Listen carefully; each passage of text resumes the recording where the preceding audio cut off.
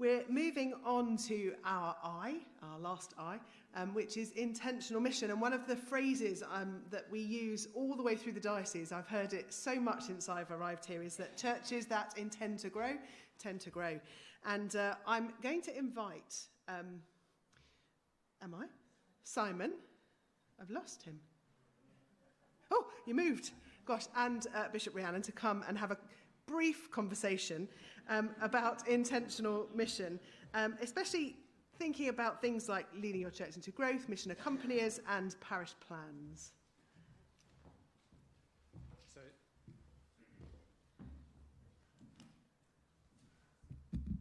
does that? Okay, brilliant. So, a little conversation. And we'll forget they're there. Is that okay? Okay. Yeah, just okay. should we let 170 people eavesdrop on? How are you feeling listening to all these stories, Rhiannon? I feel like I'm in a puddle. Okay. Of happy tears. Okay. Because I feel so moved by everything we've heard. Yeah. And the stories of God's faithfulness. Yeah. It is overwhelmingly beautiful. Yeah, isn't that incredible? Yeah. And there must have been moments where, that maybe didn't seem possible. Right at the beginning, you said to me, we need to help churches get more intentional about mission. What was the problem that was trying to be solved? So I remember reading a report that anyone can read. It's called From Anecdote to Evidence. It's now 13 years old. The Church of England produced it. It went to interview lots of church leaders where their churches were growing and said, what are the common factors that you see when churches are growing? And the key thing, or one of the main key things, was churches that intend to grow tend to grow. And that intentionality or deliberate decision to think, how can we help our church to grow, was the main thing. So I just knew that when we got our churches together, we just needed to help everyone just notch that up a bit. Yeah, and there was resource that was put in, wasn't there, in terms of mission accompaniers, 18 mission accompaniers coming alongside 25 churches across Ipswich, helping them pull together a learning community. Yeah, and then think about planning and be intentional about just thinking about one or two different things. Because actually, when you're in church ministry, it's hard, and there's so many things to do. There's so much to organize, so many rotas to fill, so many flowers to organize, so many preaching and sermons to do. And actually, maintenance can become the overwhelming thing.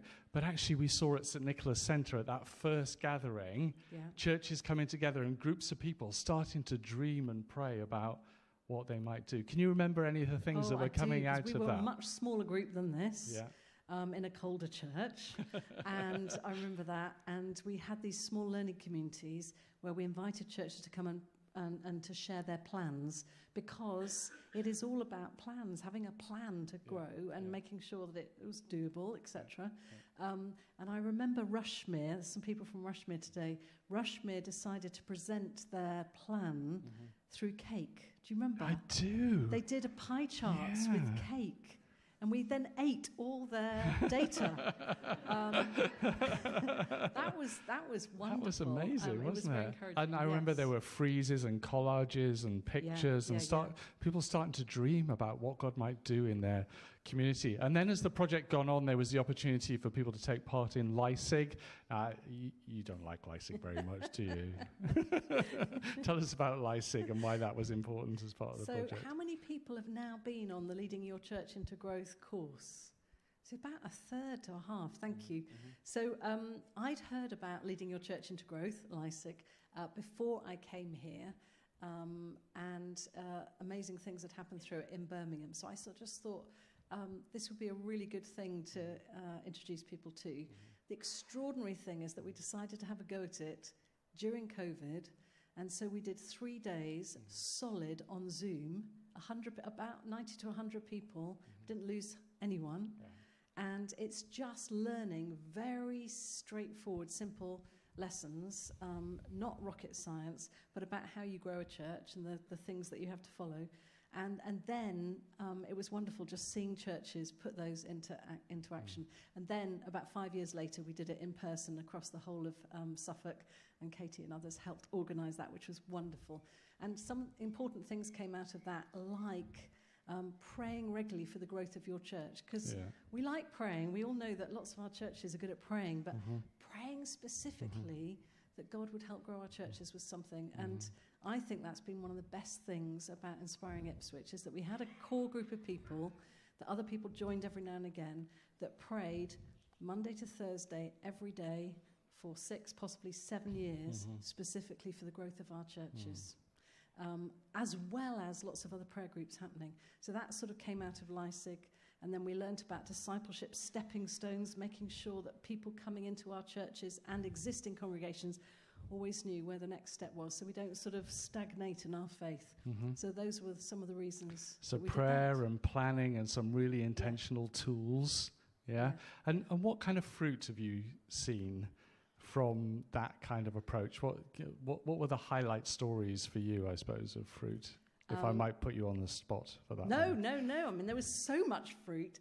Actually, we have all seen the fruit of that all day. Churches planning things, having a go. We've heard some things had to start and then stop, and other things have taken off beyond our wildest dreams. But there's just been fruit throughout it. And throughout the whole planning process, particularly in the early years, we thought we want to help churches with this.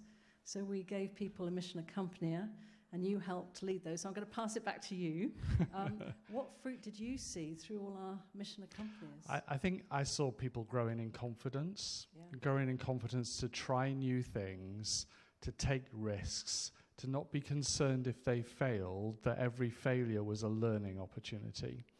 And to just have the confidence to do that and to step out, get on that stepping stone. And then the other fruit I saw was just having the confidence to invite people to explore faith with an expectation that people would want to do that. And all the research from Finding Jesus and Quiet Revival has shown that that is true, that actually, is it 1 in 3 people who are invited to church will come? So having the confidence to do that.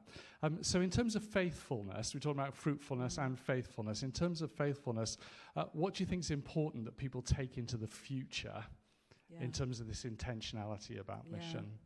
Well, I would just love to see that intentional prayer continue forevermore in this deanery.